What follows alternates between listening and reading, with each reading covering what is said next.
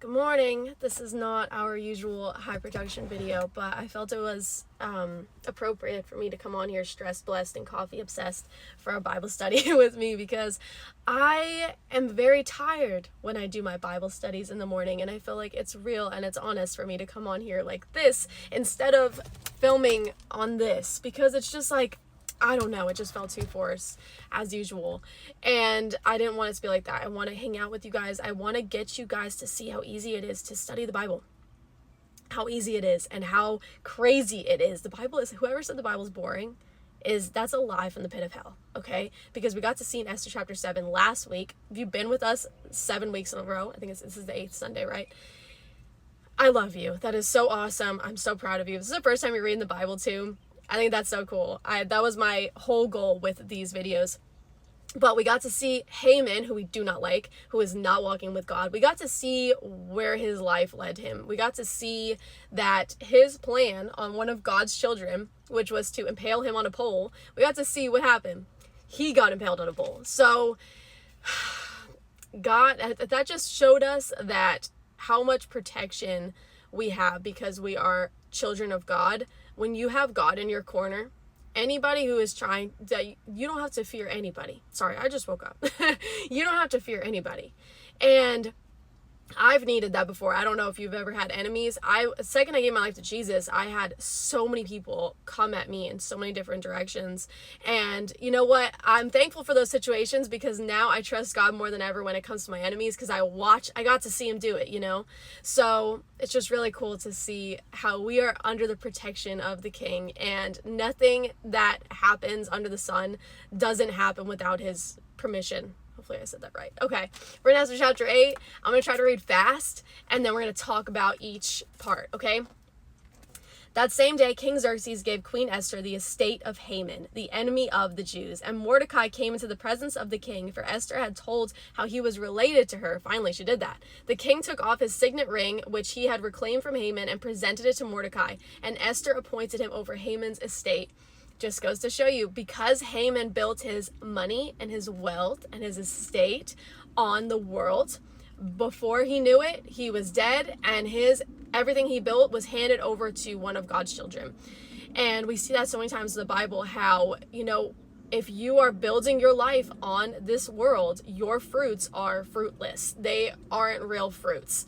And even no matter how good your tree looks, it has no fruit on it if you are not walking with Jesus. And I got to see that in my own life, you know. Okay, I'm not going to go off. But Esther again pleaded with the king, falling at his feet and weeping, and she begged him to put an end to the evil plan of Haman the Agagite, which he had devised against the Jews. Then the king extended the gold scepter to Esther, and she arose and stood before him. If it pleases the king, she said, and if he regards me with favor and thinks it's the right thing to do, and if he's pleased with me, let an order be written overruling the dispatches that Haman, son of Hammedatha the Agagite, devised and wrote to destroy the Jews in all the king's provinces. For how can I bear to see disaster for all my people? How can I bear to see the destruction of my family? Okay, you're probably saying, why did it take her so long to just come out and say all of this? It's because she fasted, and as we know from my previous videos, that she fasted and she prayed before she went about all of this. So God gave her a strategic plan of how to go about this to see success. She didn't just jump into it and do things based on her humanly wisdom. She leaned into God, and God helped her, and God helped her go about this in a strategic way. King Xerxes replied to Queen Esther and to Mordecai the Jew, because Haman attacked the Jews, I have given his estate to Esther, and they have impaled him on the pole he set up. Now write another decree in the king's name in behalf of the Jews as seems best to you, and seal it with the king's signet ring, for no document written in the king's name and sealed with his ring can be revoked. At once the royal secretaries were summoned. On the 23rd day of the 3rd month, the month of Sivan, they wrote out all Mordecai's orders to the Jews and the satraps and governors and nobles of the 127 provinces stretching from India to Cush. These orders were written in the script of each province and the language of each people, and also to the Jews in their own script and language. Mordecai wrote in the name of King Xerxes, sealed the dispatches with the king's signet ring, and sent them by mounted couriers who rode fast horses especially bred for the king. The king's edict granted the Jews in every city the right to assemble and protect themselves, to destroy, kill, and annihilate the armed men of any nationality or province who might attack them and their women and children, and to plunder the property of their enemies.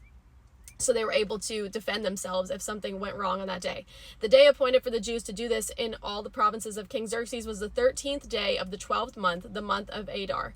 A copy of the text of the edict was to be issued as law in every province and made known to the people of every nationality, so that the Jews would be ready on that day to avenge themselves on their enemies. The couriers riding the royal horses went out, spurred on by the king's command, and the edict was issued in the citadel of Susa.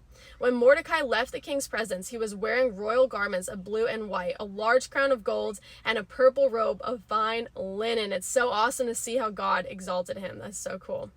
And the city of Susa held a joyous celebration. For the Jews, it was a time of happiness and joy and gladness and honor. In every province and in every city to which the edict of the king came, there was joy and gladness among the Jews, with feasting and celebrating. And many people of other nationalities became Jews because fear of the Jews had seized them. Look at God. This is so incredible to watch this story unfold, because the Jews went from getting a letter in the mail that they were going to die.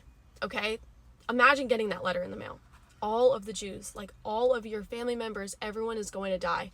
They instantly went to prayer. They instantly ran to God. And because Esther did what God called her to do at the time that she was called to do it, even though she was scared, even though it seemed like she was going to lose her life, she trusted in God, and she fasted and she prayed, and she went in the lion's den. And because of that, not only were the Jews saved, but God's plan was also to save even more people than the Jews.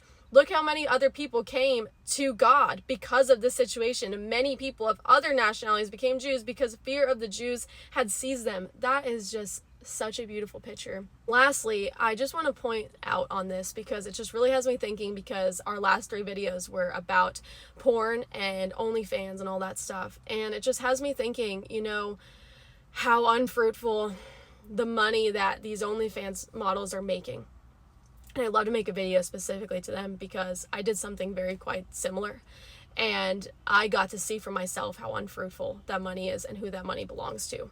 When you make money through the devil, which it may not even seem like it at the time, but when you make money any other way than God's way, when you make it an evil way, that money is almost like poison, and you don't even realize it.